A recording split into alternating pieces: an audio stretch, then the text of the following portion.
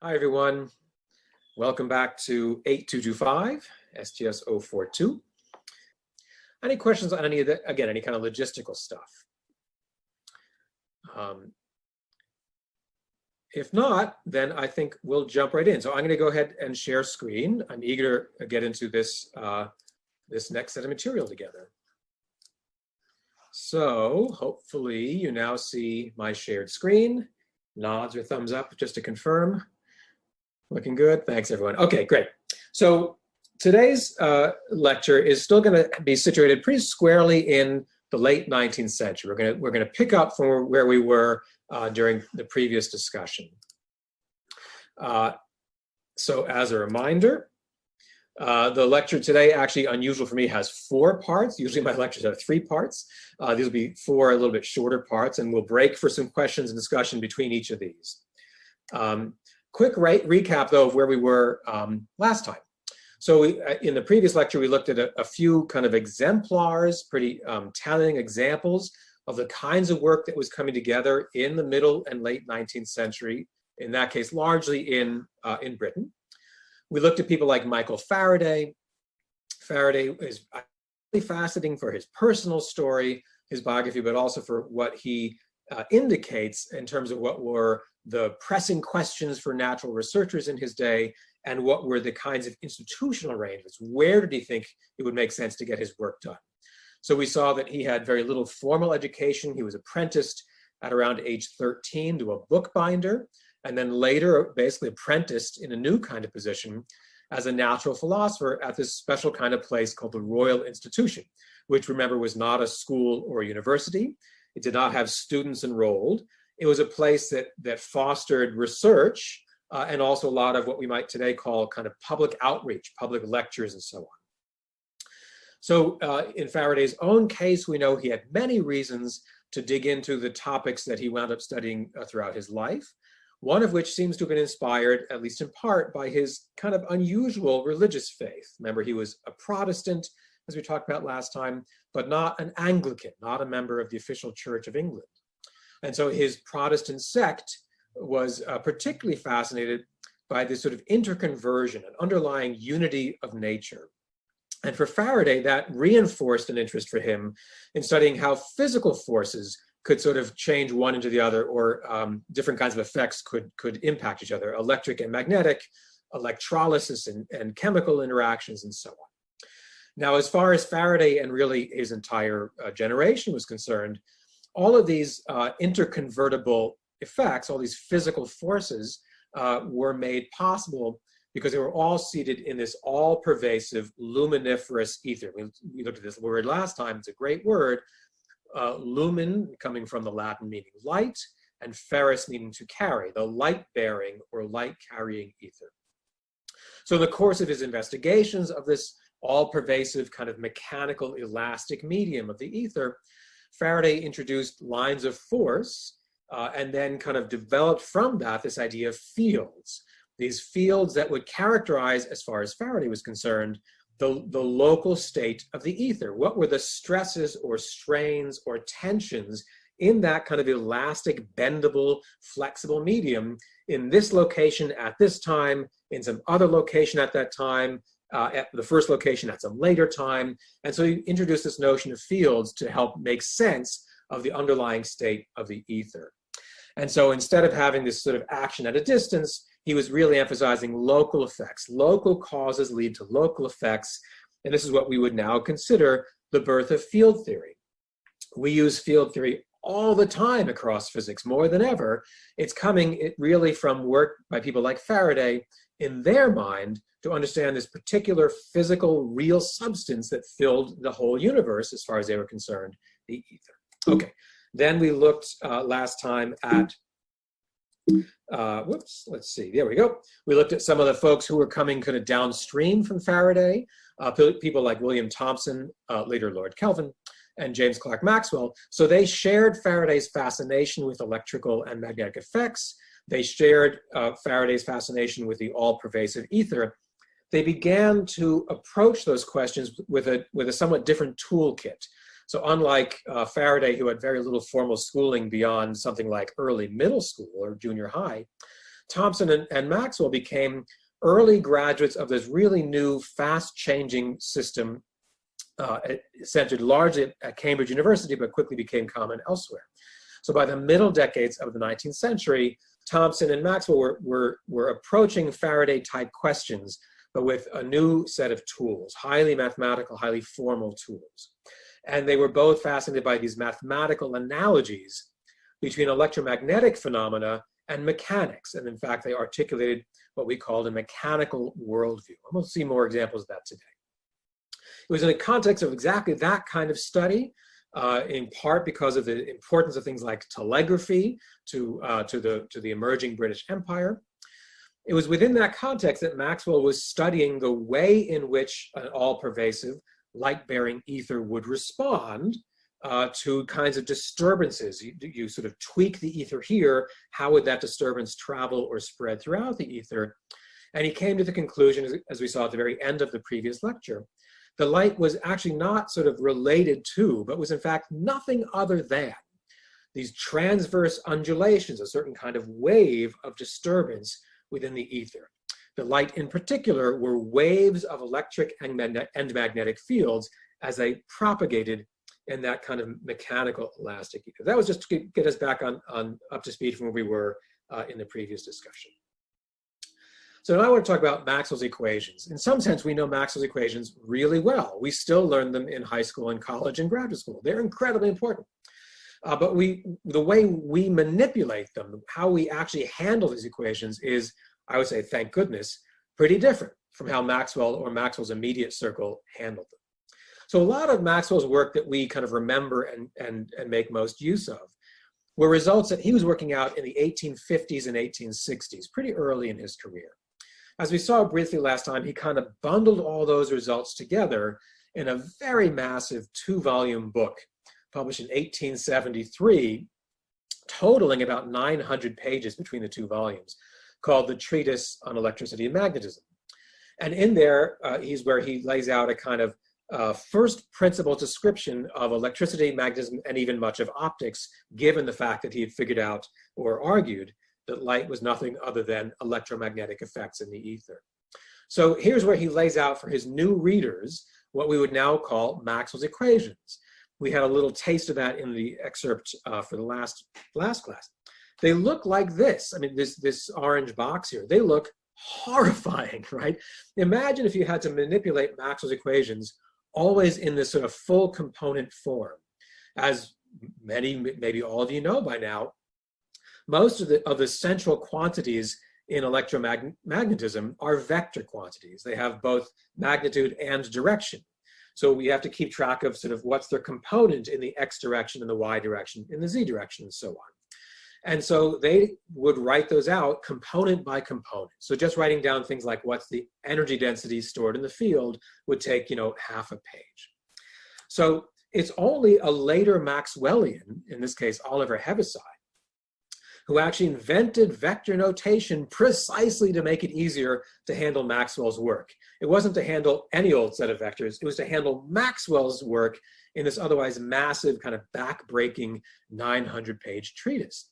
So nowadays, at the height of fashion, we can each proudly wear a t-shirt that has all of Maxwell's equations, only 4 lines, because we can use Heaviside's really quite efficient vector notation, both to represent vector quantities like the electric field, the magnetic field, but also these differential operators like the divergence, the gradient, the curl, and so on.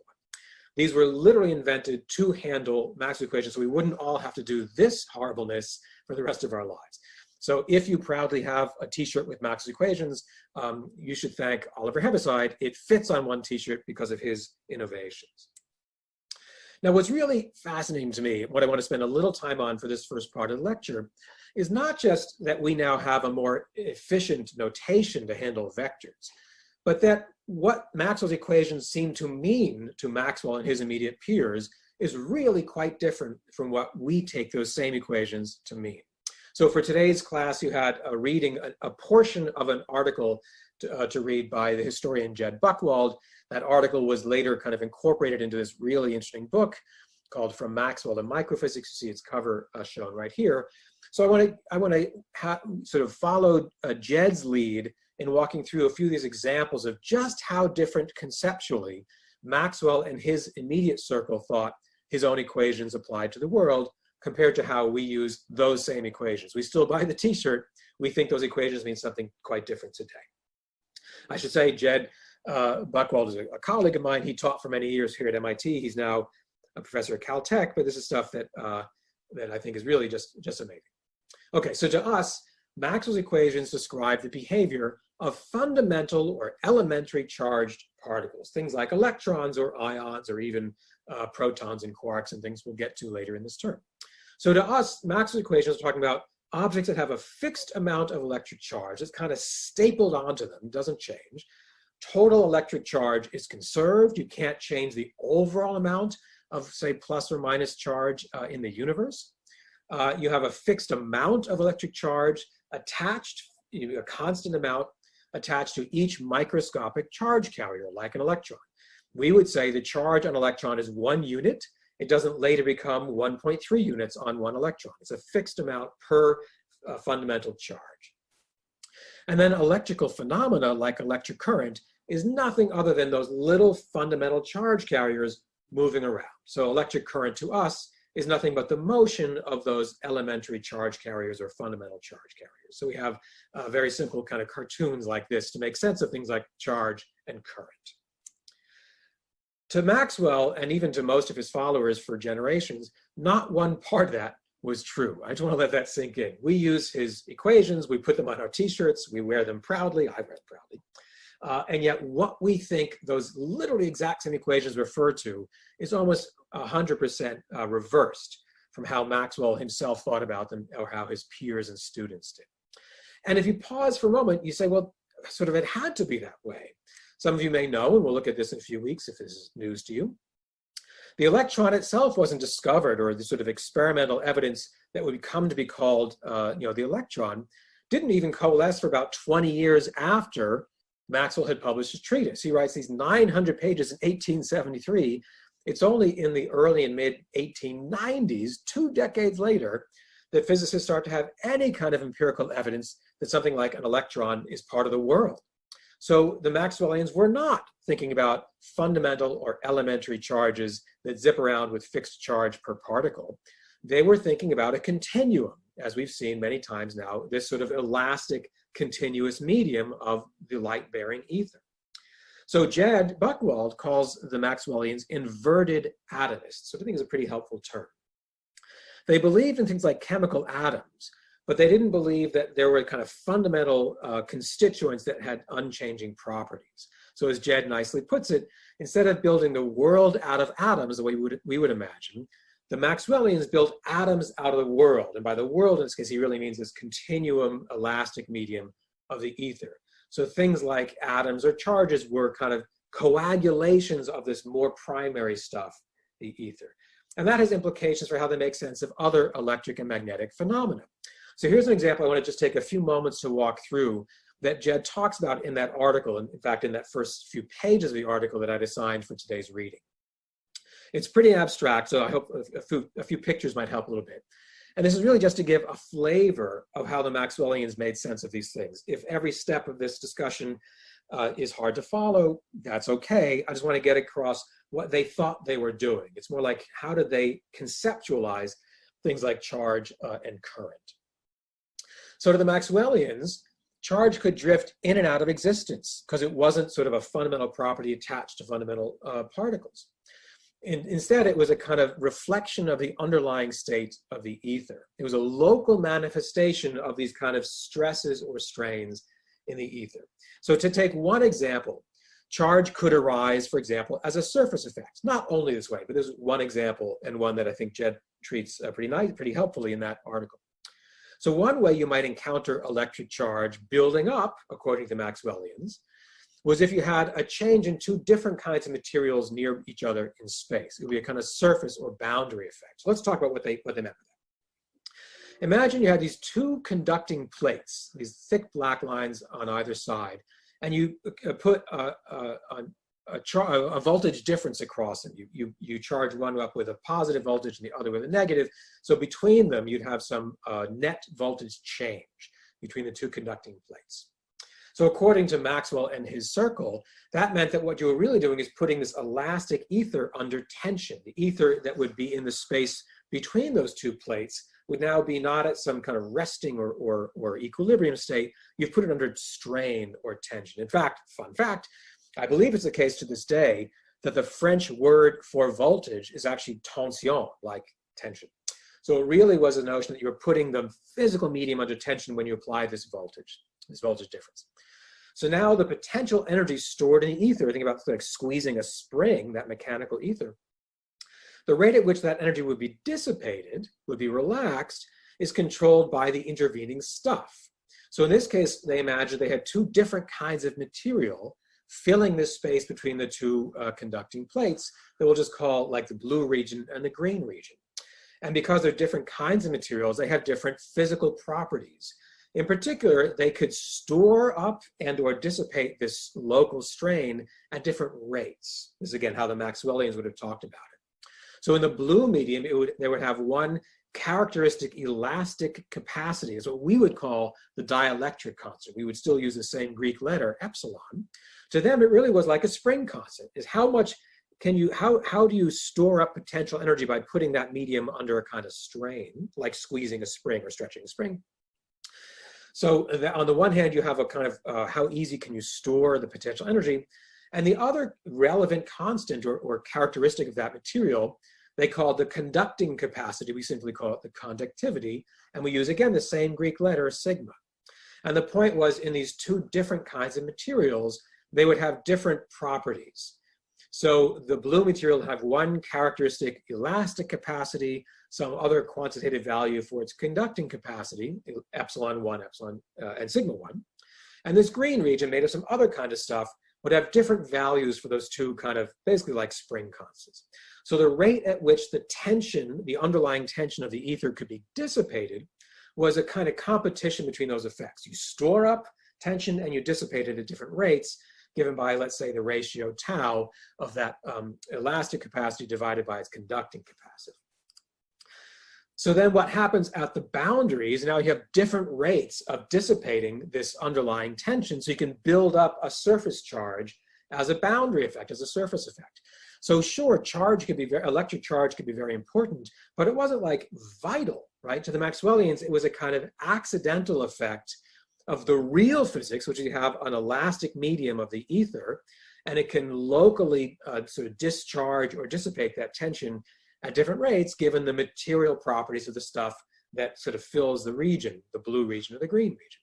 So the surface charge was not very important. It was kind of ephemeral. It's some function of time. It's kind of float into or out of existence. And it really comes from more fundamental processes involving the ether. That's how they would have characterized it. So let me just say that we can see some similarities. Perhaps the most important similarities that we're all using field theory, them and us, and we're using it though, the status of those fields is not quite the same. So it's not that quantum field theory is sort of nothing other than a Maxwellian ether. It's certainly not that. But the notion that there's a kind of way of characterizing how things are spread out through space and changing over time, this basic field notion, that is quite common to how we organize our thoughts today, except that with the difference being, even in our modern view, and again, we'll have a chance to look at this in more detail in several weeks, in our modern view, the amount of, say, electric charge is fixed per kind of particle associated with that field. So we would say there is a quantum field associated with the electron, and again, we'll come to this. If this is news, that's okay. We'll have time to look at it more carefully. There's a field spread out through space associated with the electron, but the individual particles, the electrons themselves, have a fixed and unchanging amount of charge kind of nailed onto them, attached to them as part of their fundamental properties. That part had no analogy for the Maxwellians, and I find that amazing, right? I find that really fascinating. So it's an excellent question. I'd be glad to chat more about it, but for now, let me pause and say some similarities in the sense of a field physics, but this notion of kind of fundamental charge carriers, that's actually a pretty important disanalogy.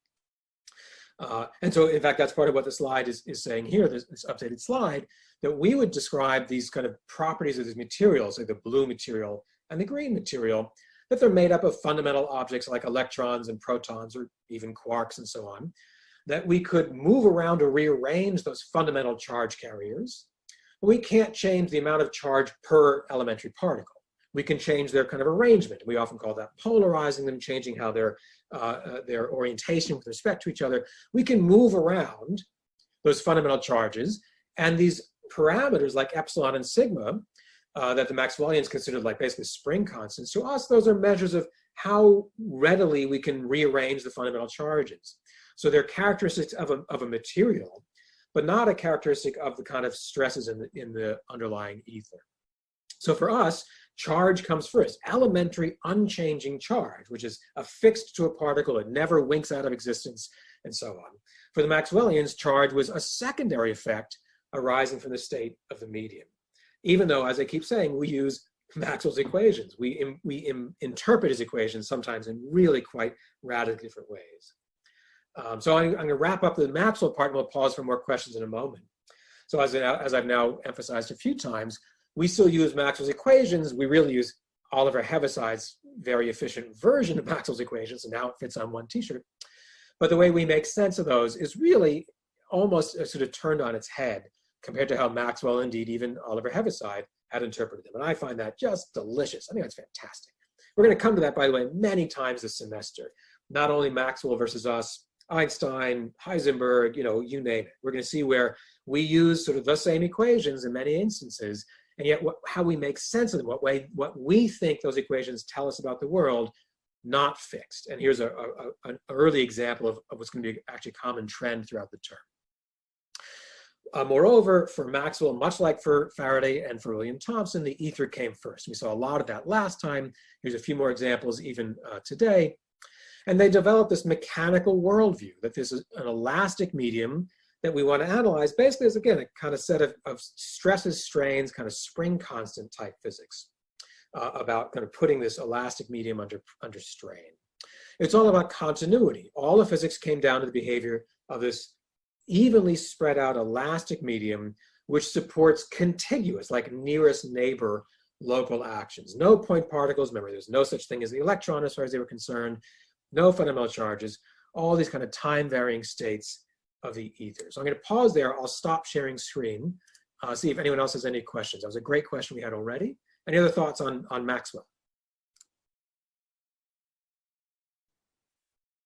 Oh, and I see now in the chat, Jade also posted an excellent point that even in English, let alone in French, we still talk about high tension lines. That's a great example, Jade. I agree. Good example.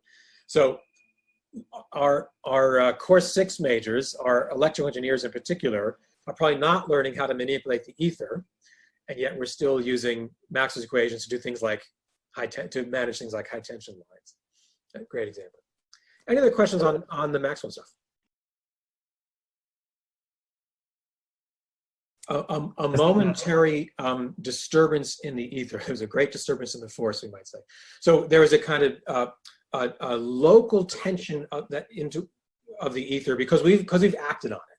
In other words, we've intervened on the ether, they would have said, because we've set up this conducting plate and that conducting plate and probably some big fat, like, chemical battery with big chunky wires. Like, we've done stuff locally. And we haven't done stuff only to an evacuated region. We're not doing this in a region where we sucked all the other stuff out. We're doing it in a region where it's filled with one kind of maybe like rubbery substance or what we now call a dielectric material, like an insulating material, let's say, and some other material. And so what happens at the boundaries between those materials, because the ether is trying to kind of dissipate that local tension. The ether is trying to get back to a kind of equilibrium state, you might say. And the rate at which it reapproaches equilibrium depends on the other stuff that's kind of in that region, so to speak, on top of it. So how quickly it can dissipate that local disturbance, that local tension, depends on what they would have called the kind of elastic properties of the medium. Take all the stuff that's in that region of space, the ether and any other junk we've thrown on top of it. How quickly can that tension be relaxed? And have different rates of trying to return to a kind of equilibrium based on these kind of local spring constants.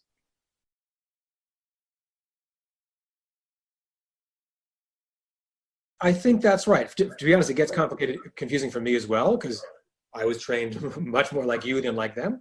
But my best effort, led by scholars like Jed, my effort to get into their head is much more like what you described. There's a local disturbance in the state of the ether the ether can't instantly kind of relax to its equilibrium configuration. The rate at which it does is this kind of interplay between sort of how efficiently can you store up the potential energy, and then a separate constant about how quickly you can release that stored tension. And it's that interplay that could be different in different regions of space, because we've filled those regions with different kinds of materials. Those are excellent questions. Okay, let me press on though. Let's look at the next part.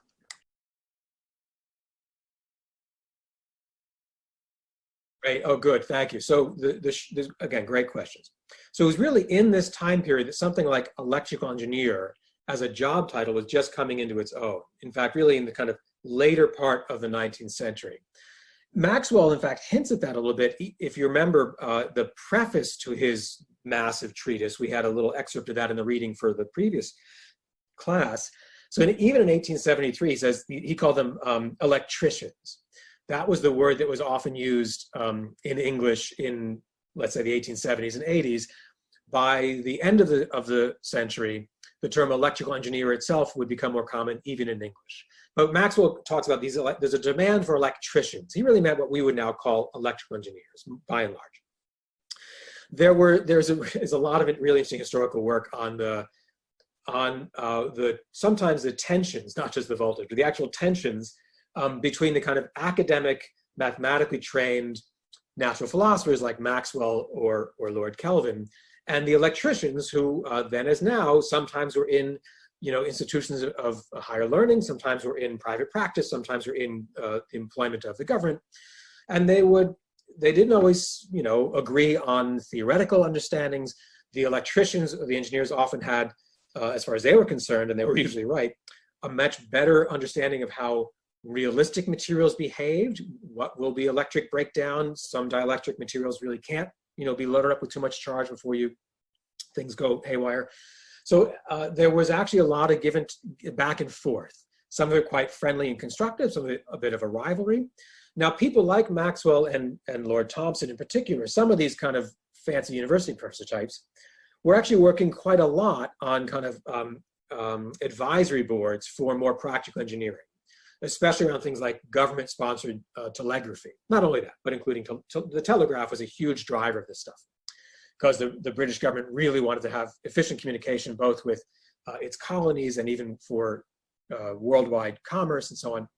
So the kind of priority of telegraphy, among other things, soon will be things like street lighting, we'll look at other examples. These kind of practical real-world needs for real electrical engineering would often bring together kind of practical engineers, some of whom were trained in advanced mathematics, some of whom weren't, the kind of university natural philosophers who had this mathematical training, and sort of everything in between. So they had opportunities to interact and learn from each other. And sometimes, like then as now, the physicists would say, we understand this and you're all dopes. Some of you might have heard that even today. The engineers would say, we understand this and you physicists are chasing ridiculous, unrealistic scenarios. That is also often said today and was said then. Each of those statements often with good reason. So if people are interested, there's a lot, some of my friends have written a lot about this. The short answer is there was a growing body of people who were professional engineers of electrical stuff, whether they were called electricians or electrical engineers. That was changing. There were kind of reasons to incentivize getting more of those folks because the government wanted a lot of them. And there were opportunities to learn from each other, sometimes with great smoothly and sometimes with some real kind of like name calling. It's a good question. Any other questions on this part? Excellent questions. Okay, let's go to the next part of the lecture. I hope you'll find this next part fun. I find this fantastic, I have to say. This next part is like crazy. Okay, let's talk a bit more about how people like Maxwell and Thomson and indeed the Maxwellians, how they were encountering this material. For this part, I'm going to rely on one of my favorite books ever committed to print. I'll go on record. I love this book called Masters of Theory by a colleague of mine named Andy Warwick. We're going to have an excerpt from Andy's work a little later in the class. It's assigned a few weeks from now, but here's a preview of the kinds of things that Andy writes about in this really quite amazing, I think quite amazing book.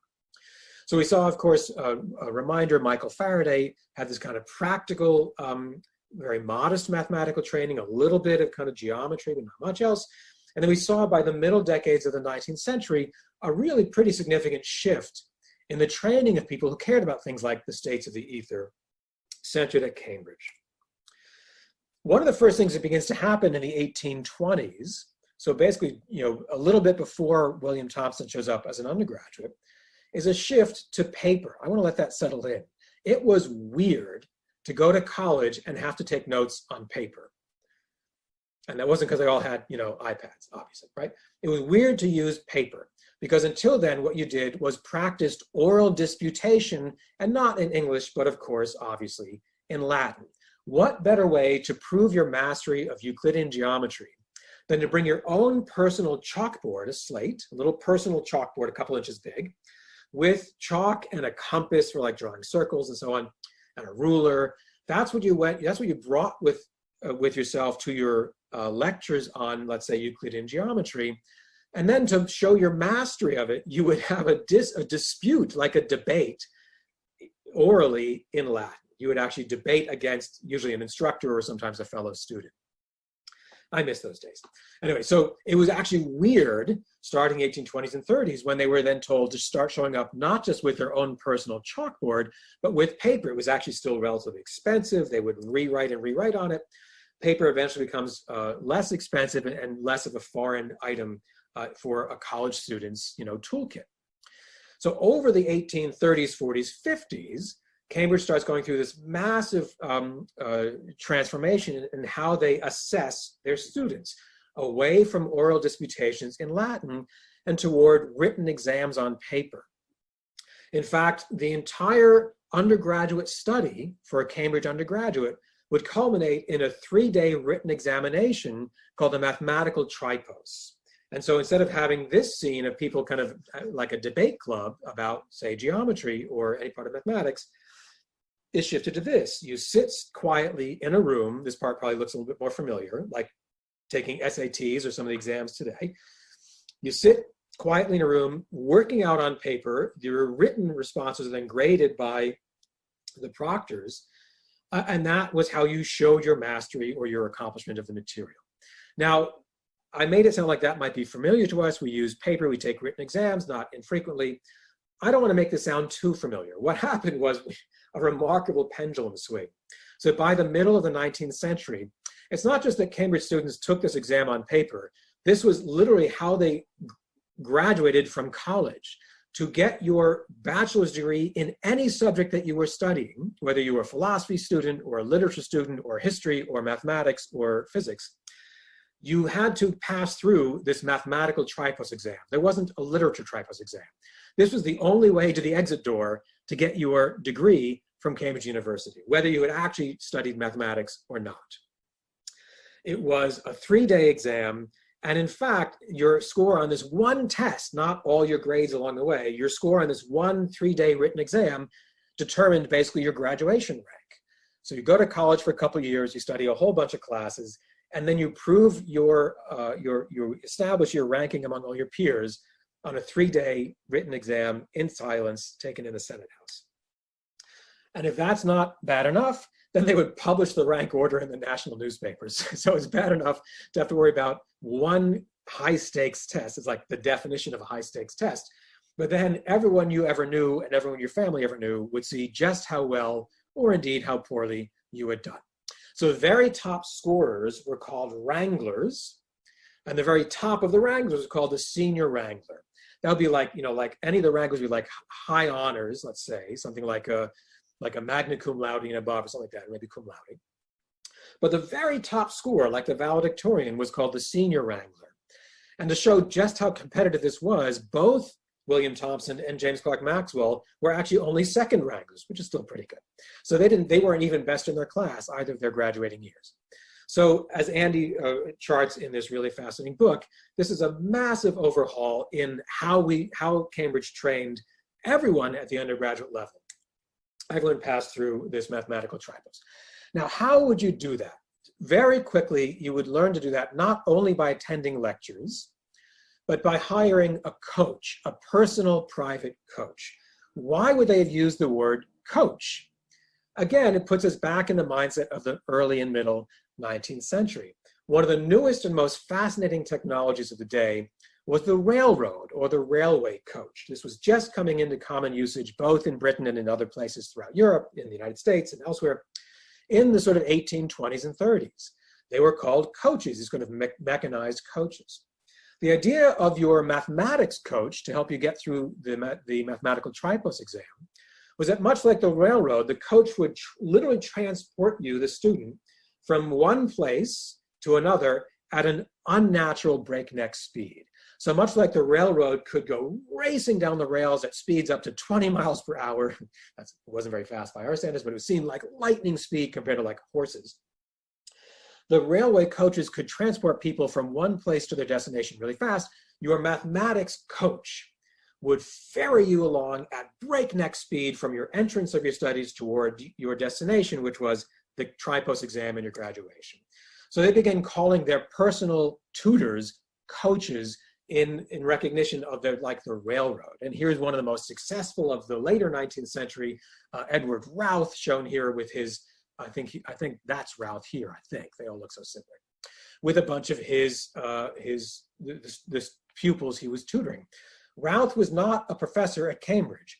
Routh was a former student who did very well on the tripos exam and then basically was hired out. So students would pay him directly in addition to and separate from their university fees. They would hire a personal private tutor and he'd set them up to work in small groups or one-on-one. And they would work with Routh around the clock. Now, how would you maintain that kind of discipline and schedule? By a robust program of physical exercise and exertion, like famously rowing or sort of punting on the Cam, if any of you have been to visit Cambridge. So there grows up not only a special kind of tutorial or coaching system, these coaches, but a whole associated kind of athletics program, not for the joys of athletics per se, but really to help you stay physically fit so you can stay mentally fit so you can spend all of your time preparing for the mathematical tripos exam. So then they start to call their athletic tutors coaches, right? So why do we have football coaches today? Not just because of the railway, but because of the mathematical tripos in 19th century Britain. I love that. So the coaching was really new, and it was set up as a kind of para-university way of shuttling these young students all the way to extraordinary mathematical skill in a short time. So here's an example, again, I take it from Andy's book. He found some wonderful notes and diaries and correspondence from people who went through this system. Here's an example from someone named James Ward, who was a student preparing for the tripos in the 1870s. There's a set of rules that he'd written out in his diary that he and his roommates had agreed to. And see which parts of this you want to take up with your roommates once we're all back on campus again.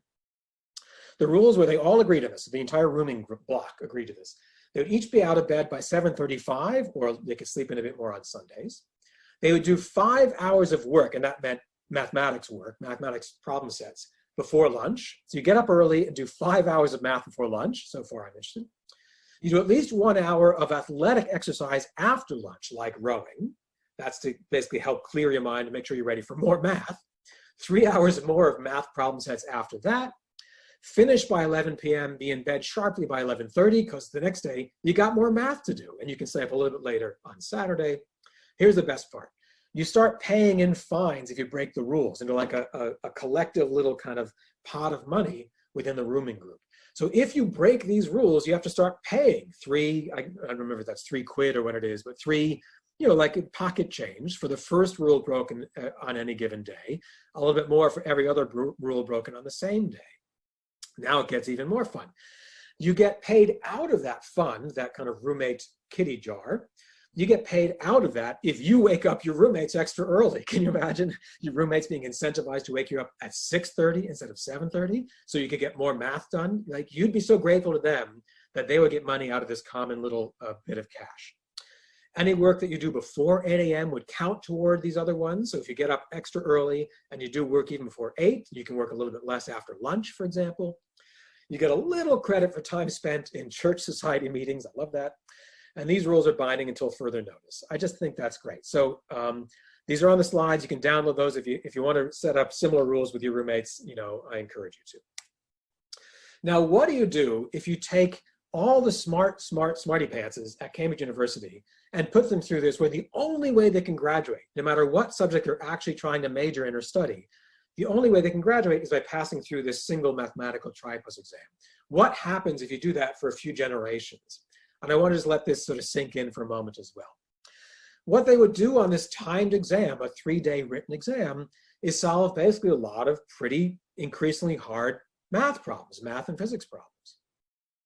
So an example that would be a warm-up that they would learn to do very quickly with their private coaches would be how to solve for the motion, say, of a pendulum that's swinging if you would neglect air resistance and it swings with a small amplitude.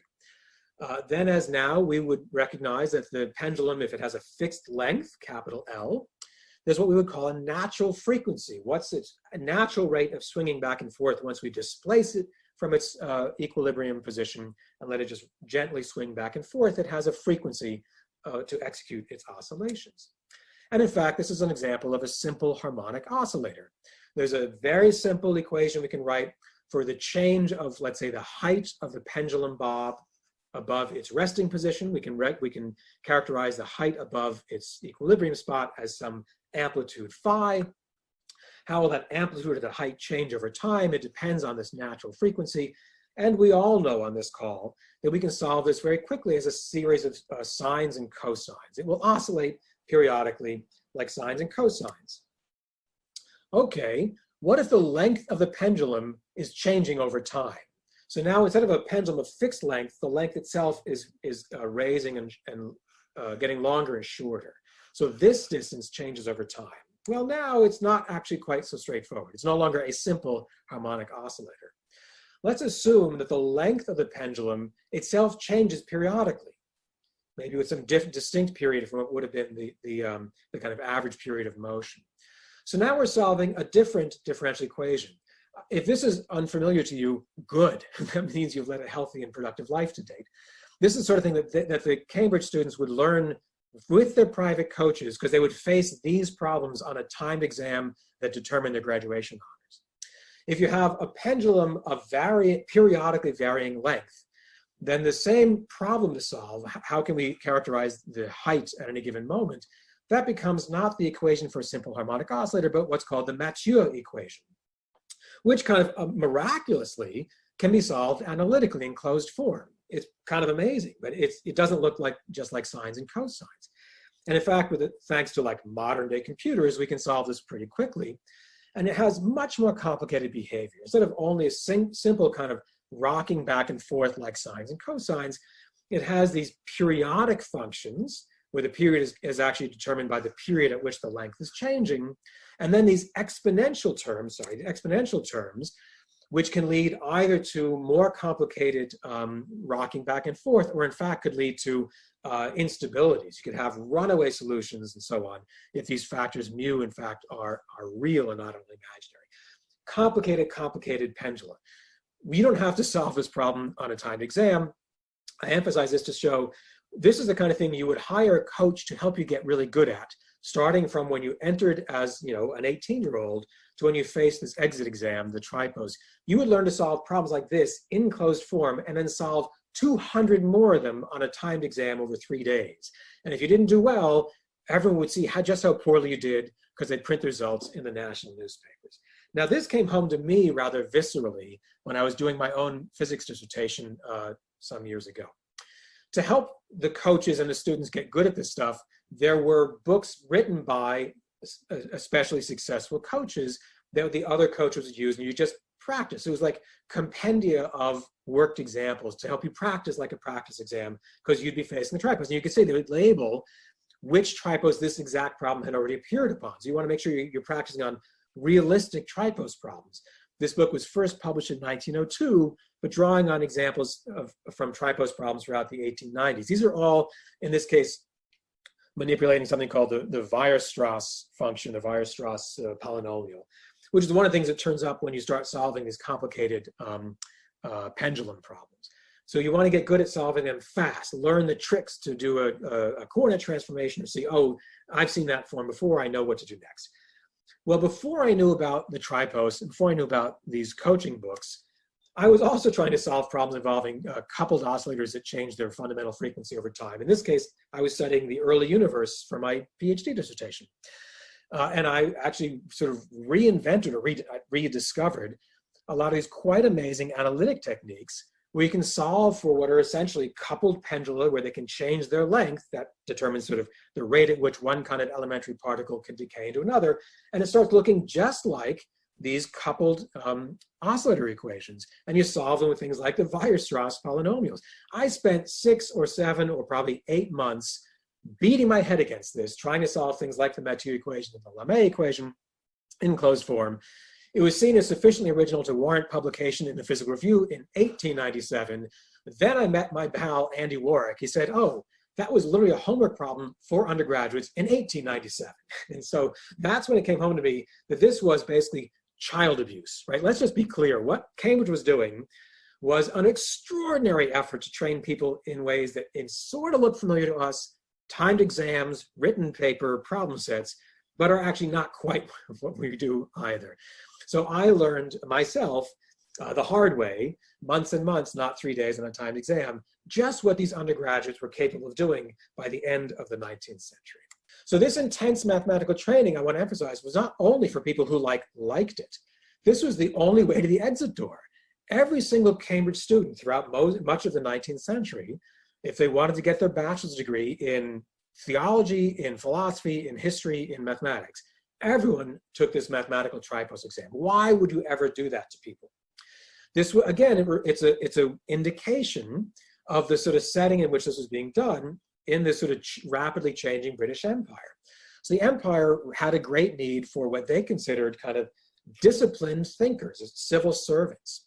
And the thinking was, if you could master things like these crazy oscillator equations on a timed exam, if you could develop the mental discipline and the kind of full body discipline to keep yourself going for years at a time to conquer these very complicated analytic math problems, then they hoped you could conquer anything in economics, in governments, in logistics, any kind of bureaucracy. This was seen as a particularly efficient way to train kind of civil servants to handle the empire.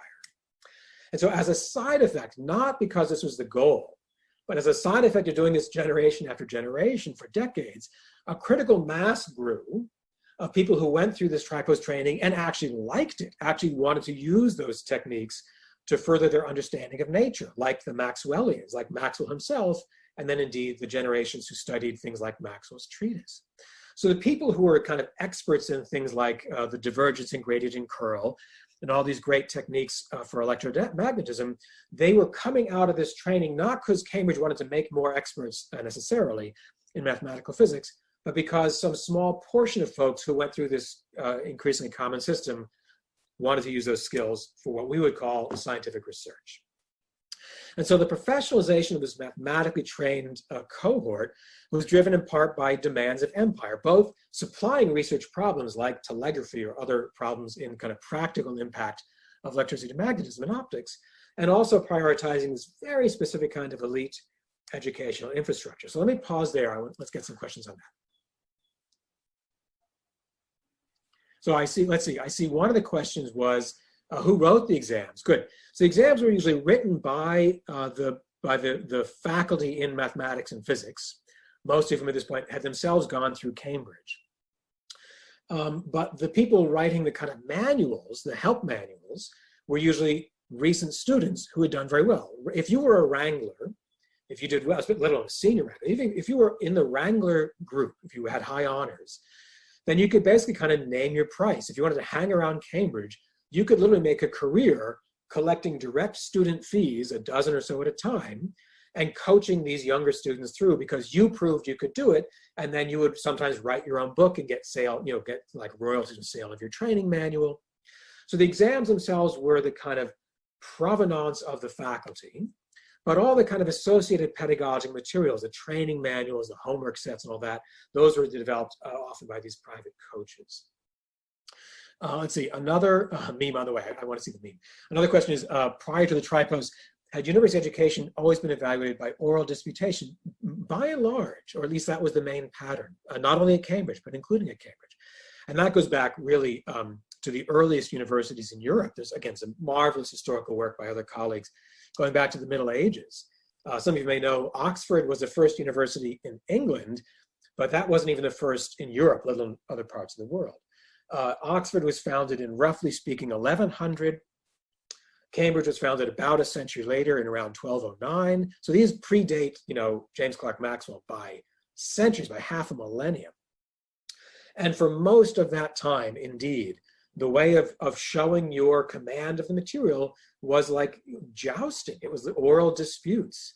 And think about what kind of skills that kind of accentuates. It's kind of like, to speak a little disparagingly, it's like finishing school. It's like charm school, right? You want to be very quick on your feet, and you want to be kind of persuasive in oral discussion. Those aren't bad skills to have. They're quite different skills than kind of getting up at 6:30 to do really hard math problem sets till lunch, right? So that 3 years later, you can solve the Mathieu equation among 200 questions on a timed exam. So what kinds of skills are deemed most important? Those aren't static. They change. They change at MIT. We go through curriculum reform, at least to some small degree, kind of all the time. And I just find that particular transition from the oral disputations in Latin to these kind of paper-based problem sets, I just find that fascinating. Let's see, other questions in here. Did it affect what people chose to study? Oh, that's interesting. I'm not sure. The question that you can probably see in the chat, did the tripos exam and the esteem that came with scoring well affect what people chose to study? I don't know actually how the system had to work. I'm not sure if then, in 1850, let's say, if an undergraduate had to sort of declare a major the way we would have to do in our modern universities. And if so, if there's information on like how many students declared majors in history or law or like medicine or philology and so on. So I'm not sure what the impact was on the distribution of topic studied. It's really interesting. Andy would know. I should just ask Andy Warwick. What I find most striking is that even though there existed then as now, even at the time, many fields of study, there were many kind of fields to delve into more and more deeply. The only graduation requirement was the math tripos. That's just astonishing. Imagine if we tried that at MIT, right? Sure, you can go major in political science or, heaven forbid, biology, but you have to take the math tripos to get out of MIT. Can you imagine the pushback? So that I find really stunning. And I think that the idea was really, this is demonstrating a kind of disciplined mind, according to what they considered valuable for discipline in general, but in the context of the kind of still expanding British Empire. What happened afterwards? Good. So there was beginning in this part, in the second part of the 19th century, there was beginning of fellowships, where if you scored, especially if you scored very well, if you were senior wrangler, really among the top wranglers, you would then qualify basically to get paid, to get a fellowship to stay in Cambridge, and not only to do so by collecting your own student fees as a coach. So it wasn't quite a tenure track position. Sometimes if you did well on your fellowship, then you get hired. There was not yet a formal program of PhDs. That's really getting introduced in the very, very close of the 19th century. And that gets more common by the 1890s and forward. So there was something like a master's degree, and that in fact goes back quite a ways. You get a bachelor's degree and then get a fellowship and then have a career at a university. Sometimes you can get a master's and then get hired to stay on the faculty or do other kinds of jobs. And then the more formal graduate training leading to a kind of terminal doctoral degree, that gets built up really over the 1880s, but accelerating over the 1890s. What did pre-university math education look like? Oh, that's a good question. It was changing slowly. Again, Andy writes about this a bit in his book. A number of the graduates of Cambridge became secondary school teachers as well as tutors and so on. So you see a kind of dispersion effect where people who have sort of imbibed this program, like gotten drunk on math tripos, some of them do fan out and become very influential, like high school teachers. And they bring a kind of appropriate level. They're not doing tripos problems per se, but they bring a kind of more formal schooling in mathematical analysis into other parts of Britain. And it's not only happening in Britain, but there's a cool story to be told there. So it does kind of trickle out, not overnight, but you do see a kind of a spillover effect, again, measured over, say, a few decades, that not quite in William Thompson's day, not in the 1840s, but by the 1860s, 1870s.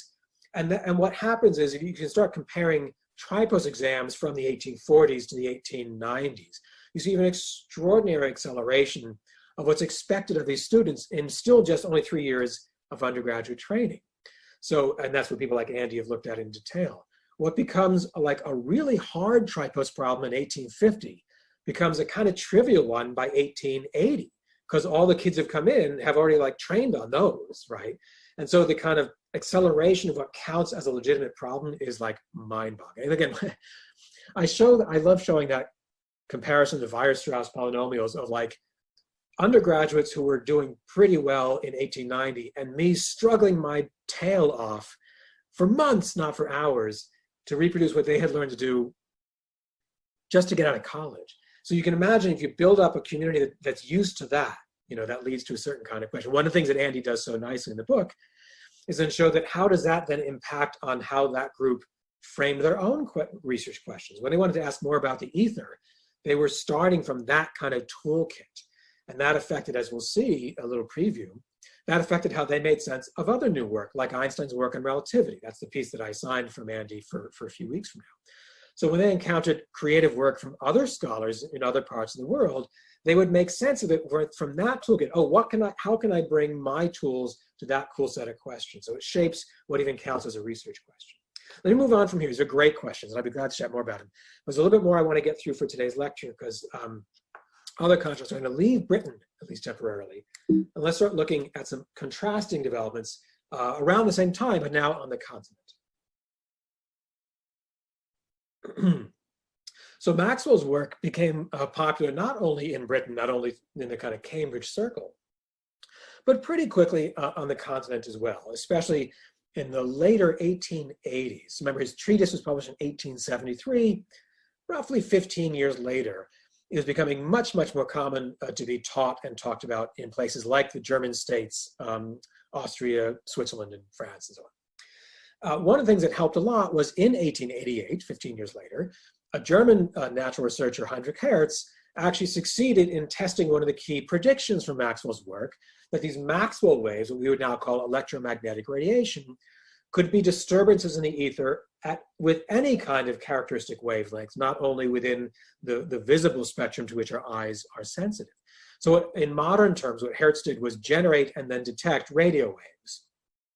He was making Maxwell waves, a kind of disturbance in the ether, but with a much, much longer characteristic wavelength.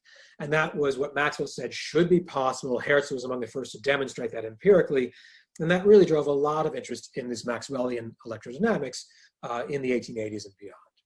What's really fascinating, though, coming back to this theme that we've seen a few times, and we'll see again, is that when these German scholars, mostly in Germany, began manipulating Maxwell's equations or their slight variations, they did so, again, by making sense of them in a different way. Even when they used the same equations, the way they interpreted them was not really always the same as Maxwell's. And here, in particular, instead of following the characteristically British approach to think about this mechanical elastic ether, like Lord Kelvin instructed his listeners, stick your hand in a pot of jelly and shake it around, instead of that, a growing number of the German electromagnetic experts began turning that on its head.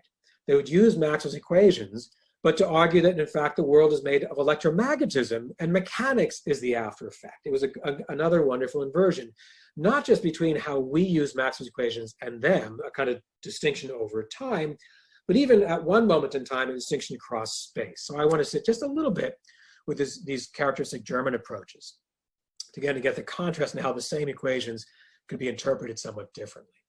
So here's a quick example about the origin of mass. So instead of assuming that objects just have some mass based on their kind of mechanical composition, a growing number of these scholars in Germany asked, what if mass itself, this kind of prototypical mechanical property, what if that was an effect of something even more primary like electromagnetism? So let's start with a quick analogy. Imagine you're trying to drag a beach ball underwater. So think about hydrogen dynamics. We could describe the kinetic energy of that system, we'll call the kinetic energy T, if the beach ball has a mass outside of the medium, some m naught. We drag it with some speed v. Outside the medium, we could very easily write down the kinetic energy for that object, 1/2 m naught v squared. We just say the ball has a mass, it's moving at some velocity whose magnitude or speed is v. kinetic energy 1/2 mv squared. We can actually describe the kinetic energy of the combined system when the ball is within the medium, when it's underwater for an incompressible fluid like water, by using an effective mass. We still have an expression that looks like 1/2 mv squared, but we adjust what we mean by m. We take into account the mass of the displaced fluid, in this case, but otherwise the form of the equation is actually still quite tidy. It's still 1/2 mv squared, and we adjust the m to take into account that this ball is displacing some of the fluid, so its motion, its resistance to change in its motion, like its mass, is different from what it would be outside the medium. So a number of scholars who focused on electromagnetism in the 1880s and 90s in Germany said, well, what if that's a useful analogy for what happens with electric charges? So imagine the motion of a single object that has some charge Q, some electric charge. By virtue of having some electric charge, it necessarily is creating an electric field, some disturbance in the local ether. Moreover, if that charge is moving with some velocity, it is by necessity generating some magnetic effects. There is an induced magnetic field from a charge in motion, and there's an electric field associated with the electric charge, even if it's at rest. So electric and magnetic fields will affect the motion of an object with electric charge. So the question was to consider what we might now call the back reaction or the self-field effects. How can we characterize the motion of an electric charge in its own electric and magnetic fields? Not external fields that we impose separately, but by virtue of the fact that an object with some electric charge by necessity creates an electric and a magnetic field if it's moving, and those should act back on its own motion. So you could consider something like the Lorentz force law, right? The force, therefore the changes in that charged object's motion will be due to the electric field and its velocity cross product into the magnetic field. Now, what if these are the self fields of that charged object? You can do the same trick they found quite cleverly. You can still characterize the kinetic energy of that system as 1/2 mv squared. Just like that beach ball underwater, we make an effective mass. We take into account the extra mass that comes from these field effects that will impact how quickly that charged object would change its motion due to a different imposed force. That's what the mass is, a measure of its resistance to changes in its motion. It's just 1/2 mv squared, and there's a different expression for the effective mass that comes uniquely from this kind of back reaction of its self fields. And the calculator is a kind of tour de force. You can calculate it based on the properties of that system. Unlike the beach ball underwater, though, this is the next step that many of them took, the electric charge can never be taken outside of this medium. You can't turn off its own electric field if it still has some electric charge. If it's moving, you can't stop it from generating some magnetic field. So unlike the beach ball, you can never take this electric charge out of this medium of these self fields. So what if, is the next step they take, what if there is no mechanical mass? What if this sort of what we might call a bare mass or mechanical mass vanished? What if all mass always arose from these electromagnetic effects? That's what I mean by them sort of turning it on its head. So all of mechanics, in their estimation, might arise from these sort of complicated effects of electric and magnetic fields, including the self fields from these objects skittering through space on their own. So one of the very influential proponents of this view, Willy Wien, announced in 1900, this presents the possibility of an electromagnetic foundation for mechanics. This again became known as an electromagnetic worldview. And I hope you can see that's kind of inversion from the British mechanical worldview, where all the electromagnetic effects the British folks were often were convinced arose from mechanical stresses and strains. Now, a number of these German scholars said, what if actually mechanics like F equals ma is actually coming from electromagnetism? So I'm going to pause there again. I'll stop sharing screen just to give a quick taste for how even in their own day, Maxwell's equations could inspire other interpretations, even when they use the same equations. Any questions on that stuff?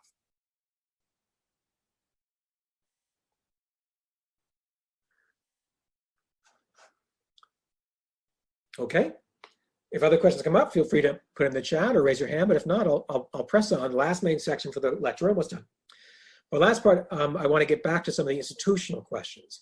where were some of these German scholars doing their work and why? So we're going to have another contrast sort of German and Britain, not only conceptually, but now also in terms of the types of places and the types of priorities in which these folks were conducting their research. So the last main part for today is now this sort of question about institutions. So what does it mean to have the job title theoretical physicist? When does that become something that people could aspire to, let alone get paid to do? It's not in the age of Galileo or Newton. So some of the folks whose work we would inherit, we would consider part of the theoretical physics legacy, was done by people who were never in their own time called something like theoretical physicist. In their own time, in the early and even through the late 1600s, these folks were either called mathematician, that was a term that was recognized, or philosopher, or more broadly natural philosopher, as we saw. So the Galileo, Newton kind of 17th century stuff, there simply did not exist a person whose job title was theoretical physicist. Okay, let's move forward in time. What about in the 18th century? People like Lagrange or Laplace or Euler or any of these other folks whose work we still use so much today. Again, they were doing work that we have folded into the activity of theoretical physics. We sort of couldn't do our work without them. Think about Lagrangians, for those who've seen it, or the Laplacian operator. We use their work all the time in theoretical physics. They were again called mathematicians or often astronomers. Now that term was often now in common usage. They were not called theoretical physicists. What about someone like James Clerk Maxwell, now by the mid to late 19th century, now during the period we've been focusing on in this class so far? By Maxwell's day, the term physicist had become much more common. That was a kind of job title, not theoretical physicist, and indeed still natural philosopher was not uncommon either. So a lot of the work that we would recognize as core to the job of a theoretical physicist, to the toolkit, was done by people who did not have that job title and would not probably have even recognized it in their day. The term and the associated kind of role in society of theoretical physicists comes out of a very particular moment in the middle decades of the 19th century, that same period of these reforms at Cambridge and these cool things with radio waves and all that. And here it really comes out of the German system. So take just a few moments to think about this very unusual, might say peculiar, German university system. And here I'm drawing especially on the work by a pair of historians. They wrote another 2-volume book. This one's only about 600 pages altogether, not 900 pages. Quite fascinating book by Krista Jungnickel and Russell McCormack. So one thing to keep in mind is, especially after Germany became one unified country in 1871, there was a central education ministry. So within the entire country, there was one basically central government bureau that assigned all the senior professors in every field in every university. Central bureau that doled out or made the assignments for who would be the full professor in the field of physics or philosophy or history or theology or chemistry or anything.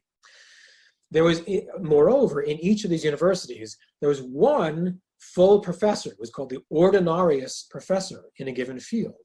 So there would be one full professor of physics at, say, Würzburg University. There'd be one full or ordinarius professor of physics in Berlin, and so on. Assigned by the Central Bureau, one full professor per subject per university.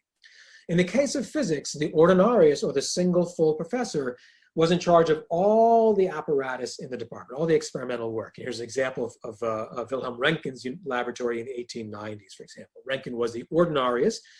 This stuff was often treated as if it was the personal property of that one head professor. This was basically Röntgen's property until Röntgen retired or died. And then it would kind of be bequeathed to the next ordinarius professor of physics. So the one head full professor was in charge of all the experimental equipment. What it meant to be a physics professor was to be an experimental physicist. And the way you demonstrated that was by being the ordinarius in charge of all the equipment. After Germany became one unified country after its war with France, the country really accelerated a very rapid period of industrialization, very large-scale industrialization. They thought they were behind both Britain and France. They began investing very heavily in what we might consider kind of many areas of kind of engineering. For that, they needed a large number of physics teachers, not only for universities, but especially for things like the high schools. They needed many folks who could go into and help design and improve these massive kind of public works projects. They needed lots and lots of people who could teach physics at the high school level. So the classrooms grow very rapidly. So then you have to hire lots of people to teach all those would-be high school teachers. So there's a huge growth at the universities throughout Germany in extra faculty. They were called extraordinarius, not because they were extraordinary. It's like a false cognate. These were extra in addition to the ordinarius. So these were lower rank. These were like junior faculty in our modern parlance. They were not tenured, many of them. They certainly were not the single full professor. You staff up lots of extra to the ordinarius, lots of junior faculty at universities to teach lots of physics, because you need to get lots of high school teachers who could teach even more people basic physics, math, and even kind of engineering. Now, these younger faculty, these extraordinarius faculty, only have access to pencil and paper. They're not in charge of the equipment. They're not the ordinarius. It's not their personal property. So all they can do is push pencils around on paper. Here's an example of one of them at one stage in his career, Einstein, a person we'll spend quite a bit of time talking about. Well before Einstein was scribbling in his Zurich notebook in 1912, really starting in earnest in the 1850s, 60s, 70s, you have lots and lots of people who are now joining the faculty ranks at this lower level, these extraordinarius level. They don't have access in general to the experimental equipment unless they're in the good graces of the full professor. They can't control it. So they spend most of their time in research doing pencil and paper work, mathematical work.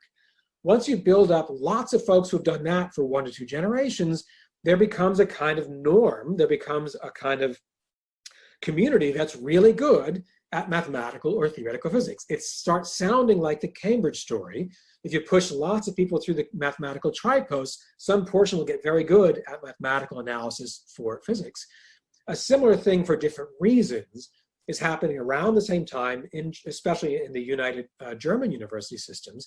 Now, because this quirky university structure, we have a kind of very tightly controlled full professor rank. You have extraordinary people who can't do as much experimental work as they might like, but they get really good at showing their own kind of command of theoretical physics because they spend all their time with pencil and paper. So only by the end of that 19th century do some universities begin to recognize this is now a new thing.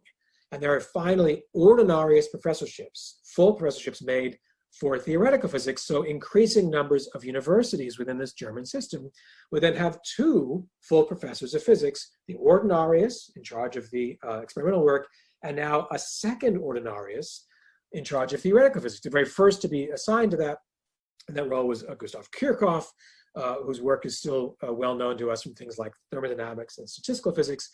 A few years later, Max Planck became one of the earliest ordinarius professors of theoretical physics in Berlin. They start their own journals because there's now a kind of specialty community, their own editors of their specialist journals. So again, we start getting a job title of theoretical physics, not because there's an aim to let's make more theoretical physicists. There's an aim in the German case to have a very rapid acceleration of nationwide industrialization. And partly how that plays out in this very unusual university system is to kind of bloat the earlier middle ranks of faculty, and that kind of diverts them more often than not to one kind of research rather than another. Do that after a while, and there kind of coalesces a recognized set of standards and even a kind of job title for this strange thing called a theoretical physicist. Now, the last few slides to wrap up, then we'll have time for some more questions. So in place of this sort of British Empire building, as one of the main routes to building up this community of mathematically trained mathematical or theoretical physicists, we think about that tripost exam, in the newly unified country of Germany, the field of theoretical physics takes root in a pretty different context. The timing is similar, but the kind of drivers are actually a bit different. There's this very centrally controlled university system, very tight limit on the highest ranking positions. And for a field of physics in particular, the ordinarius or full professors was coextensive with experimental physics. That's what it meant to be a physics professor. Changing industrialization changes the priorities. You need lots of people who can do at least rudimentary physics and mathematics to help with their engineering. You need lots of people who can teach them in high schools. Therefore, you need lots of people who can teach the teachers at the universities, and so on. So within a generation or 2, you create this kind of spillover effect where you have ordinary professors and journals and specialists in this new thing called theoretical physics. Why do I emphasize all that? Because it's in that very particular institutional context within Germany in the later decades of the 1800s and early 20th century. That's where a lot of the stuff that we're sitting with for the next few weeks of our class, the emergence of what we come to call modern physics, like relativity and quantum theory, a lot of that is being crafted in that particular institutional context. We understand why there was suddenly an ordinarius chair in theoretical physics in Berlin and so on. So I just want to give us an indication that theoretical physics intellectually has kind of a many centuries lineage. We can trace back why we still use the Galilean transformations or Newton's laws. And yet the job title or the description of the theoretical physicist is actually of much more recent vintage. So I'll stop my screen sharing there. We have a couple minutes for some questions. People have other questions on that. Great question. Thank you, Fisher. So you're very much correct. There was a lot of tension. In fact, of course, we now know what's on the horizon, the First World War. And of course, there were many, many quite bloody skirmishes and wars even before that. So on the one hand, there was a lot of kind of nation-based rivalry. The Germans looked over their shoulders, the German bureaucrats, these German government officials, and were scared out of their wits that they beat the French in 1870-71, but they'll lose the next time. Or the British Navy is second to none. So they're always comparing themselves in terms of industrial output and military strength, mostly in this period with Britain and France, so also increasingly with Russia and other neighbors. So there's a lot of the rivalry that spills over not infrequently among the scientists. This is also, however, the first period of international scientific conferences. These folks the natural researchers, the professional researchers, starting in the 1870s, would begin to meet once a year or twice or three times a year for conferences in what we would now consider quite familiar. That was new, mostly in the 1870s. They would work out things like nomenclature. That's why so many things were actually still named in Latin, even though no one was speaking Latin. They wanted to find some way to kind of share ideas and terms for things and work it out. So it was sometimes a kind of friendly rivalry, sometimes it wasn't so friendly. So you see both, you see elements of both, and you're quite right, Fisher. This was becoming not uncommon. And we'll see this really literally explode in ways that mattered even to us, even when we think about the history of physics, narrowly, let alone for the world history. It really becomes a tinderbox right around 1900 and thereafter. It's a great question. Any other questions? I'm running a little bit late. I know some of you might have to run off to a 2:30 class. So I'll stop there. Great questions and discussion. And I'll see you on Wednesday. And stay tuned. We'll post the paper one assignment real soon. Stay well, everyone.